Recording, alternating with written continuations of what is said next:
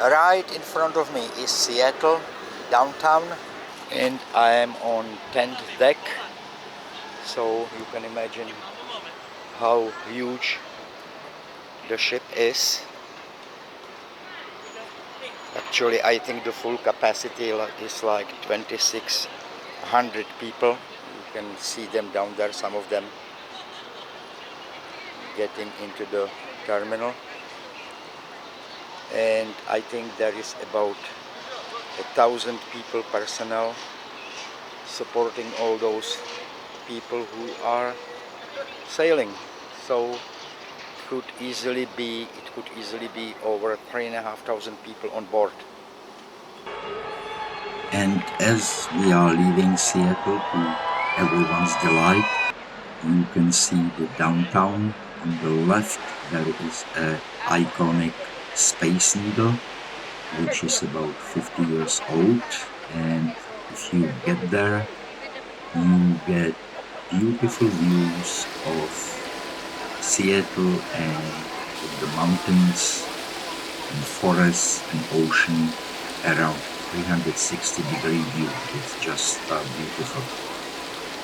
And you will also see Mount Rainier, which is an extinct volcano and national park, and it's just beautiful to have it in your backyard. I think people living in Seattle and surrounding area are very, very lucky. I've been there many years ago, and it's a really magnificent national park. Definitely worth visiting. Snow-capped, you can see it from almost everywhere in Seattle and suburbs of Seattle as well. But it is time to leave, and we are heading north, basically to Alaska. Day 2, it's raining and we will be at sea all day. Let's have a look here. It's choppy. So, what to do now? It's roughly 7 a.m. or a little bit after. So, maybe it's time to hit the gym. Let's go and let's have a look.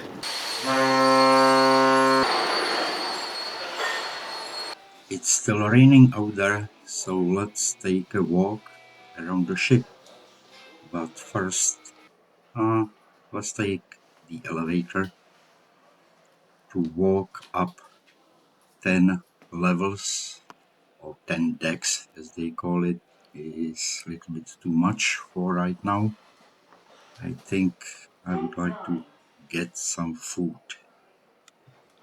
And you can basically get food here 24 hours a day, no problem. In the evening, you can go for dinner to the restaurant. That's all included in the price, and you have waiting staff there bringing you whatever you pick from the menu.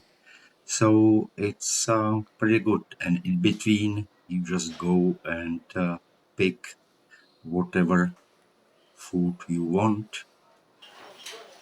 You can drink 24 hours a day, soda, coffee, tea, water. You have to pay for alcohol, for wine, and so on, but that's okay. I think that's a pretty good service. And overall, I would say you can, if you are cheap like me, you can squeeze the price or get the price to about $100 a day, which may seem a little bit high, but when you look at it this way, that you don't have to pay for hotel because you have a room here. You don't have to pay for transportation. You don't have to pay for food. Then it's not so bad. Of course, you can go pretty high level, Ice cream, not be anyone? cheap like me. Or You frozen can yogurt? have your own basically apartment on the upper deck, or at least a room with your own balcony, and for that you will pay. Sometimes you will pay dearly for it, but still, if you want to stay within kind of a low end budget, you can make it easily. And if you wanna gamble, if you wanna lose some money or win some money, I guess you can. Almost each and every cruise ship has a casino, and so does this one. And with a few exceptions, cruise casinos are not open while ships are in port. They are generally limited to operating while the ship is in international waters. Day 3, getting closer to Icy Strait Point, Alaska.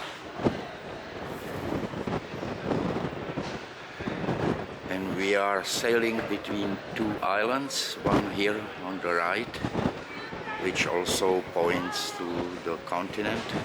Behind this island is Canada, or Alaska I should say actually. We are already up north quite a bit. Let's check out the left side of the ship.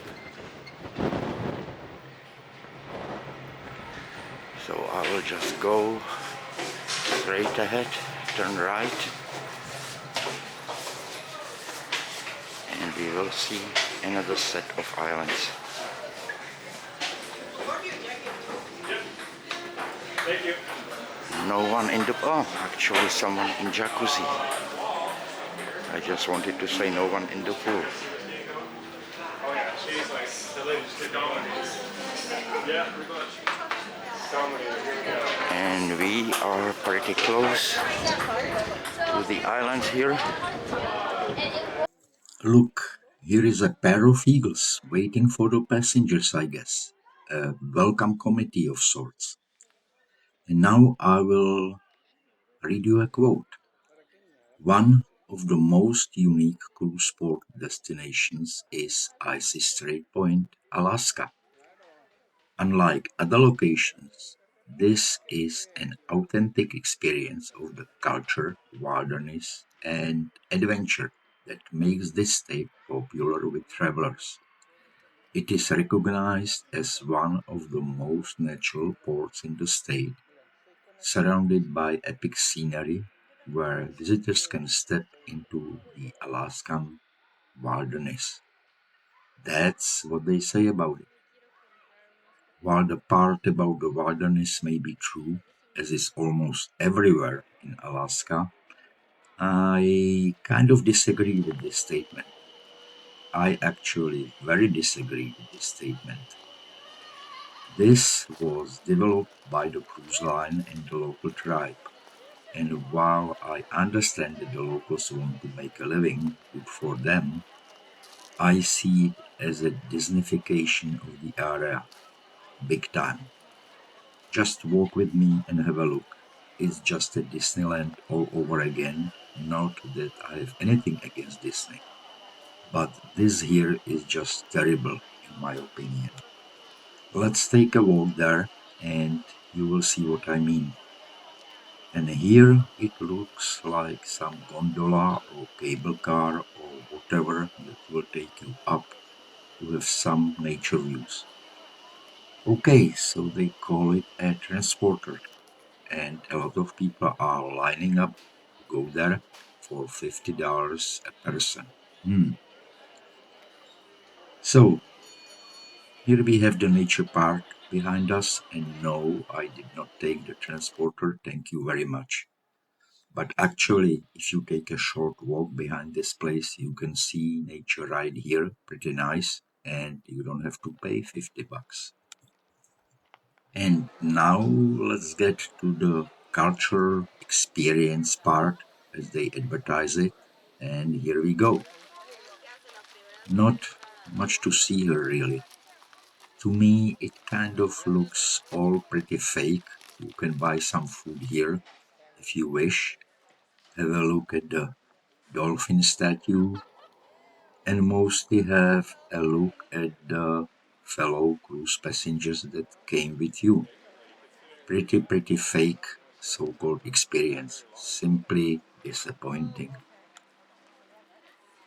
It is time to go back to the ship and enjoy the beautiful sunset from the top deck. And it's getting late, almost 10 p.m. So when the sun goes down, it's time to get some good dinner and we will see what tomorrow brings. Thank you very much for watching. I hope you found it interesting. Take care.